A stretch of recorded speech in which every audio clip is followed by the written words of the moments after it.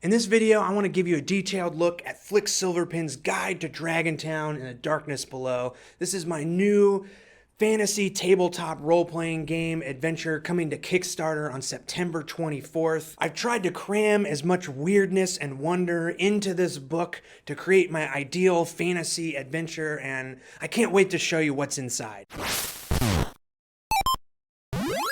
I am holding a preview copy of Dragontown and the Darkness Below. The entire book is finished, but I'm bringing it to Kickstarter to help fund a print run of the Book of My Dreams and a box set as well. I'll talk about the box set in a future video, but before I dive into what's going on inside this tome, this 208-page book filled with adventure, I just want to mention a few things that are going to be even cooler about the final printed book. So there's going to be spot gloss on the cover title and the Dragonfire. This red section will actually be cloth binding like an old tome. And every good tabletop adventure needs a ribbon, so there's going to be an awesome yellow bookmark so you can keep your place. And most importantly, the for real printed book will have Smith sewn binding, so it's extra durable and will lay perfectly flat on the table. So thank you for letting me nerd out about the production side of the book. I'm really excited about the idea of making this sort of dream book. What I envision this adventure to be, this really cool, awesome fantasy book. Okay, let's jump into the actual book here. Obviously, there's going to be big time spoilers for this adventure, Dragontown and the Darkness Below. So if you don't want to be spoiled, now is your time to cut out of this video. I had to get some of my old life as a cartoonist back into this book. It was a comic of Flick Silverpen introducing the world of Dragontown, this valley. There's a little bit of the history of the Darkness Below, and it sets up the story of this town and their mayor, which just so happens to be this giant gold dragon who is now missing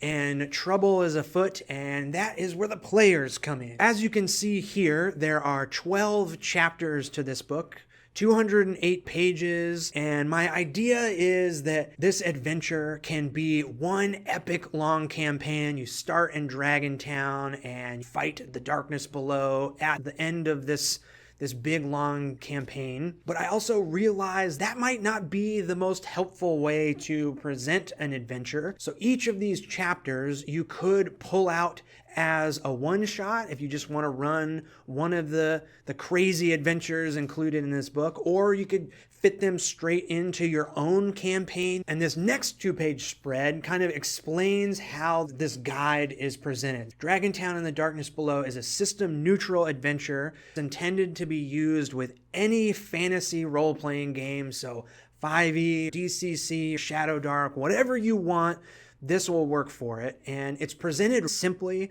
So this is an example monster stat. The idea is you can look at this, translate it to a monster in whatever game. There's also advice on healing and damage and item prices. So it's really simple. It's really easy. You can use it with whatever fantasy game you're playing, and it doesn't take that much to convert all the stuff in this book into an adventure that works for you and your players. So let's jump into the story. Everything begins in Dragontown, and it starts in this idyllic fantasy valley filled with magical apple orchards. Your players will have a reason for visiting Dragontown and going to meet some of the friendly faces around town. They'll definitely want to check out some of these magic apples. There's 13 different kinds. They all have different abilities. A lot of crazy things can happen when they're exploring this valley. They might be able to just look over and find a magic apple that allows them to double their size, or speak telepathically, or regain some hit points. But really, the exciting stuff is happening in Dragontown. So there's a lot of shops to visit, like Quinn's Sundries Market.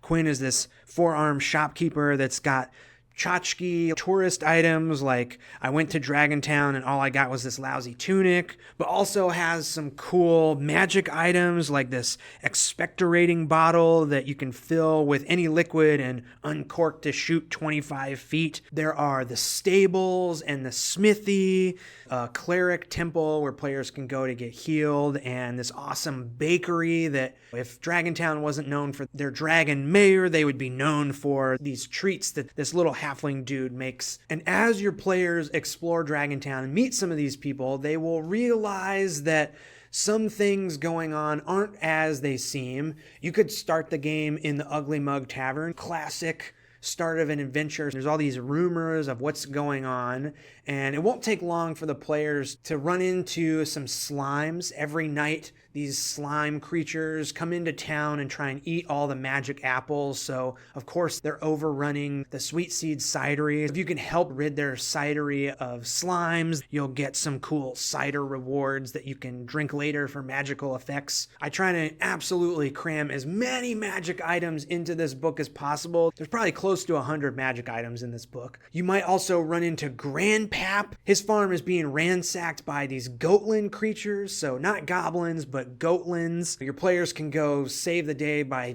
taking care of these buttheads. You might also discover the alley cats, this group of 9 thieving cats that are hiding out under Dragontown in this little cave system, and they're planning a heist inside the city. All of these characters, all of these places, there's an apiary with this giant 3-foot bee, and the cemetery with a crypt.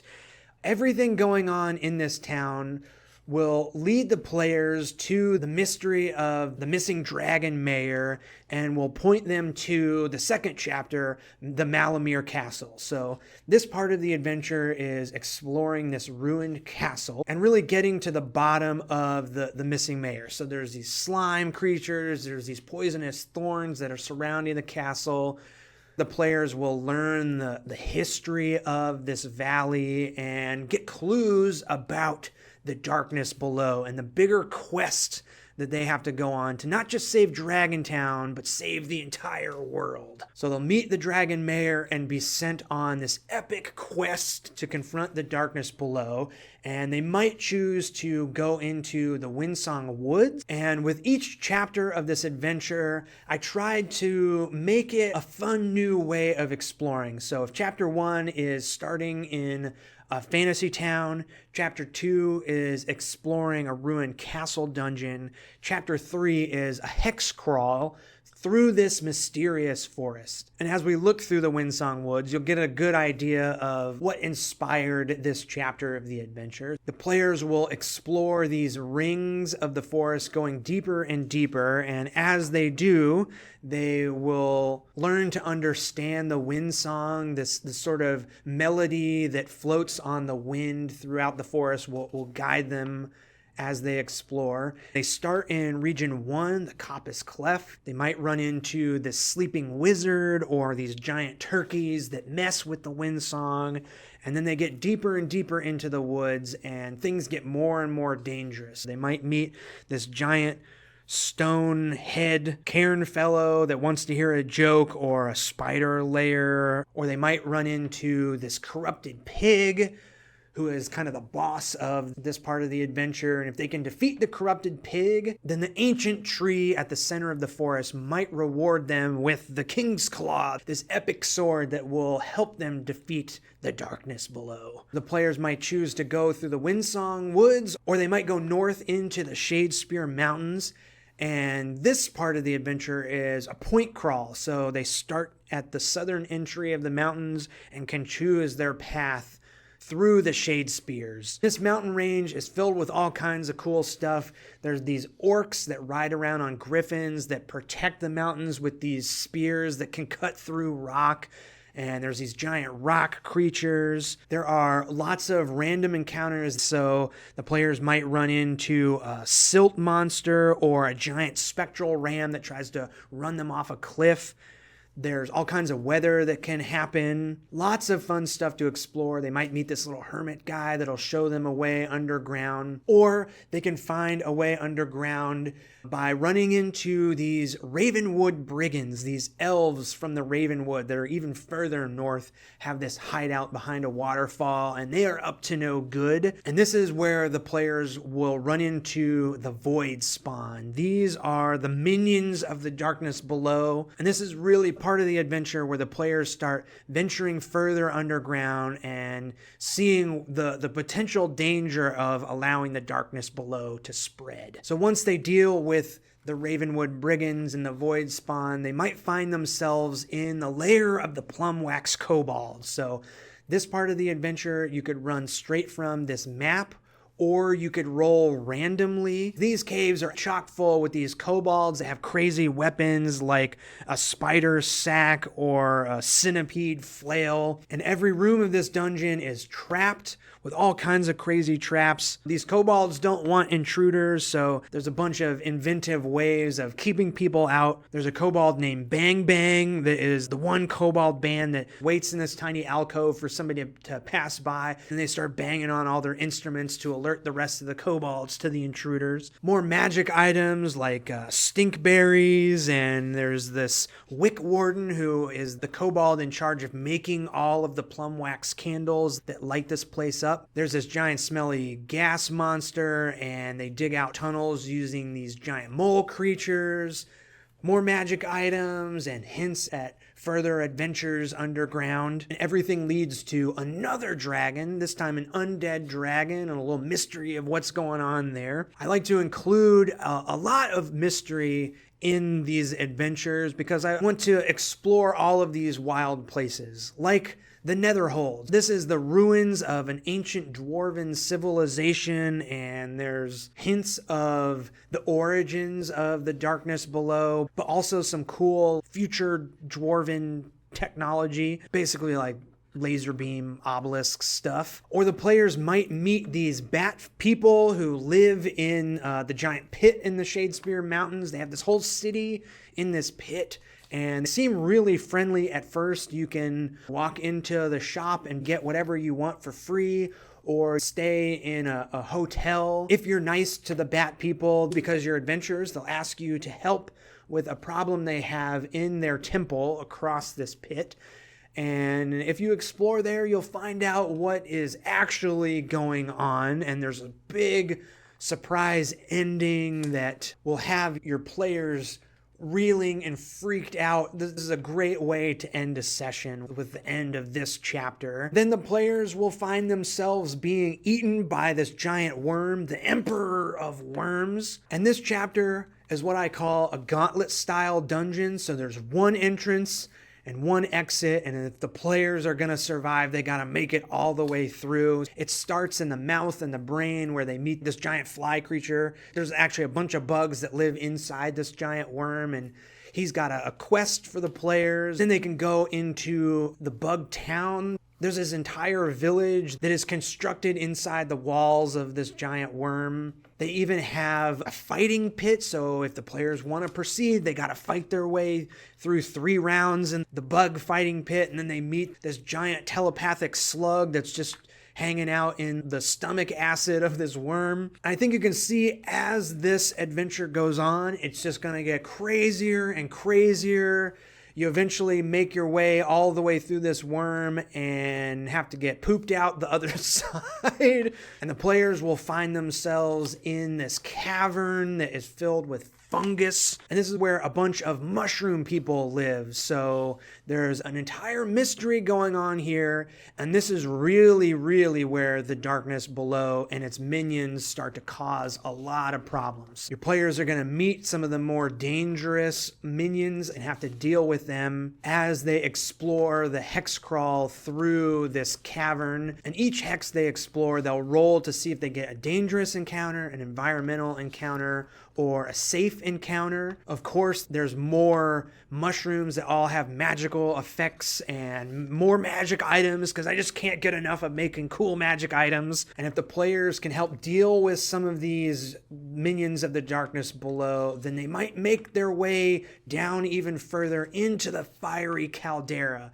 These are the lava tubes deep, deep underground and home to this giant ancient magma tortoise. This dungeon is really cool because it shifts and changes. When the magma tortoise is in this lake of lava, the lava spills over into the caves and makes some areas inaccessible. So if the players can befriend this magma tortoise and convince her to chill on the south bank, the lava will recede back into the lake and make these areas explorable. So then the players can confront these ember trolls, who are these big, dumb, awesome trolls that like to just take baths in the lava and eat these little crabs. They can discover what's going on in this wild place with these trolls that are up to something no good. That's going to make dealing with the darkness below much, much more difficult. So that takes us to chapter 10. I'm not going to explain the rest of the adventure, but hopefully you can see how everything has a lighthearted tone, but there's still a lot of danger and excitement. My favorite kind of fantasy adventure is having the players save the day to progress. In each of these areas, the players will have to get to the bottom of what's going on and help out some cool NPCs. And really, I'm just trying to fill this book up with as many cool illustrations and wacky characters and magic items and make cool maps that are fun to explore. I want things to get even stranger and stranger as the adventure goes on. So the players are making their way further and further underground until they get teleported up into the clouds where these astral giants live, and these huge ancient giants eat stars and stuff, and your players are just these little people exploring underneath their feet. And eventually the players will find their way back underground to chapter 12, The Darkness Below, where they will explore the crystal caverns and confront the darkness below. It would mean a lot to me if you checked out the Kickstarter page. There's a link down in the description. The campaign launches on September 24th, and I've just put so much effort into making this the coolest adventure possible, and I think it would be awesome to get your help in making a book and a box set come to life into the real world. Thank you so much for watching, and I'll see you in the next one. See ya!